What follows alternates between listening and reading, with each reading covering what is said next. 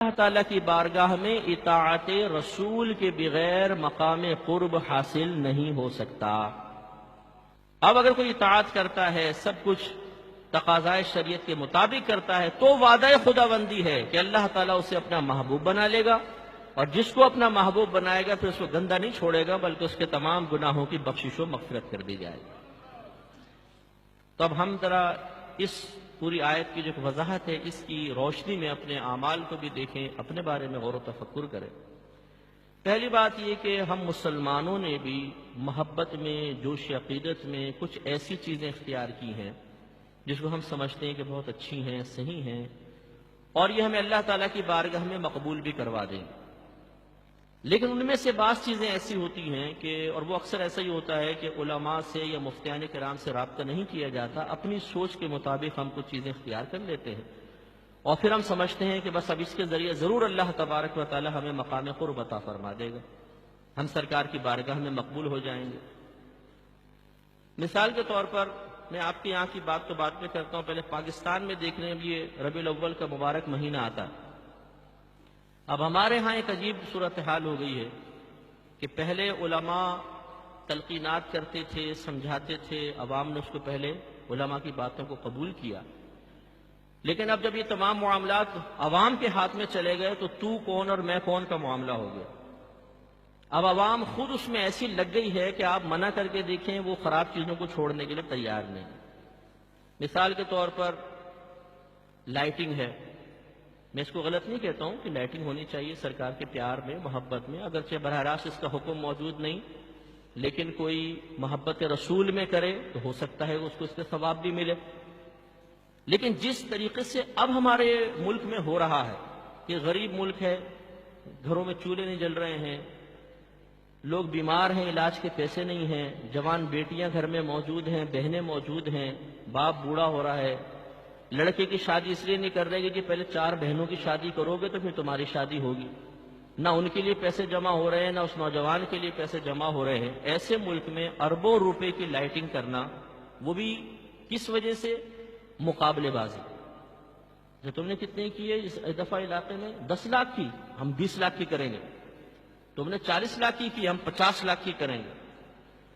اب کی دفعہ ایک شہر میں تقریباً 22,000 چراغ جلائے گئے، چھوٹے چھوٹے چراغ سرکار کی محبت میں۔ چلیں بہت اچھی بات ہے، لیکن اتنے چراغ، اچھا اس کا نتیجہ کیا نکلا؟ دوسرا وہ میڈیا نے اس کو کوریج دی، تو ہمارے ہاں پھر اپنا نام روشن کرنے کا تو بڑا ایک جذبہ ہے نا کہ میں تھوڑا سا بھی کروں تو پھر اس کو دکھایا جائے چودھری صاحب نے کیا ماشاءاللہ کارنامہ کیا۔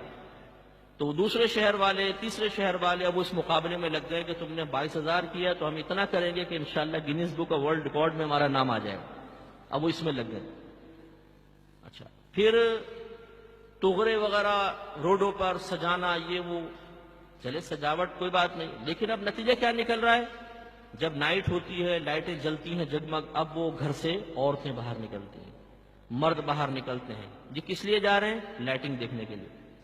اس میں پھر نتیجہ نکلتا ہے کہ اتنا مردوں عورتوں کا اختلاط ہو جاتا ہے روڈوں پر، اتنی بدنگاہی اور اس قدر خرافات ہو رہی ہوتی ہیں کہ الامان والحفیظ، یعنی گناہ، کثیر گناہ ہو رہے ہوتے ہیں۔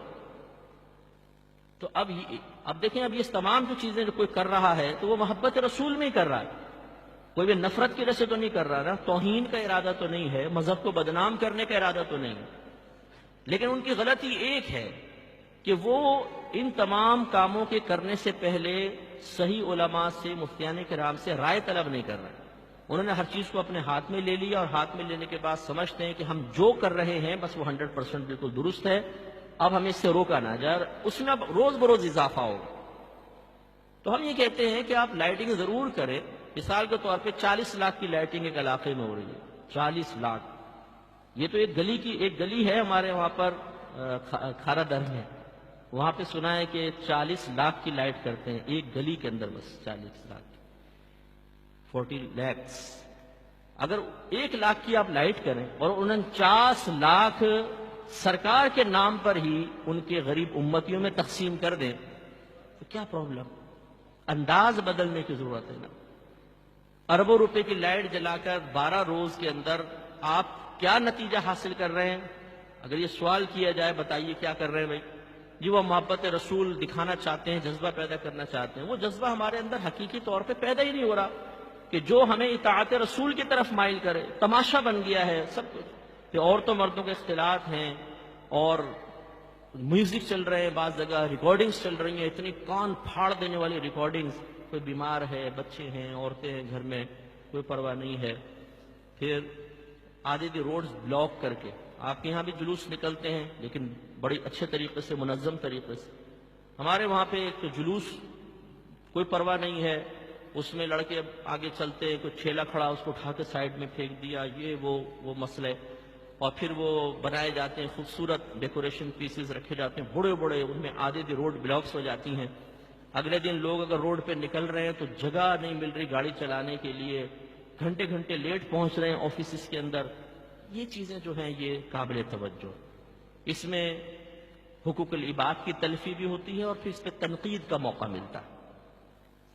اور پھر حیرت انگیز بات یہ ہے کہ ان چیزوں کو اپنانے کے بعد بس یہیں بریک ہے اور بس ہے، بس ہم نے لائٹ کر لی ہے، ہم نے 12ویں پہ کھانا کھلا دیا ہے، ہم نے جلوس نکال دیا ہے، ہم نے نعت خوانی کر لی ہے، نعت خوانی میں شرکت کر لی ہے، بس کافی ہے۔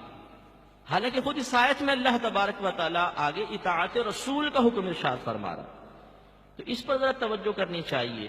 اسی طرح آپ کے یہاں پر بھی جو ہے وہ خواتین کے جلوس سنا ہے کہ نکلتے ہیں، یا عورتیں بھی جلوس میں نکلتی ہیں، تو وہ شرعاً بالکل غیر مناسب ہے۔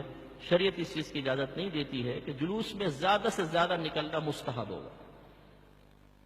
مستحب مینز کریں تو ثواب ملے، نہ کریں تو کوئی گناہ نہیں، لیکن ایک مستحب کام کے لیے خواتین کا روڈوں پر نکلنا یہ شرعی لحاظ سے جائز نہیں ہے۔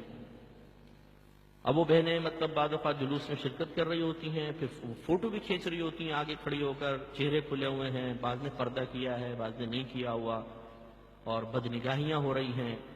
تو اس طرح کی چیزیں اختیار کرنا محبت رسول میں، اور پھر یہ سمجھنا کہ اب چونکہ ہم محبت رسول میں یہ کام کر رہے ہیں تو ضرور ہم سے درگزر کیا جائے گا، ضرور ہمارا یہ عمل اللہ کی بارگاہ میں مقبول ہوگا، یہ سوچ صحیح نہیں ہے۔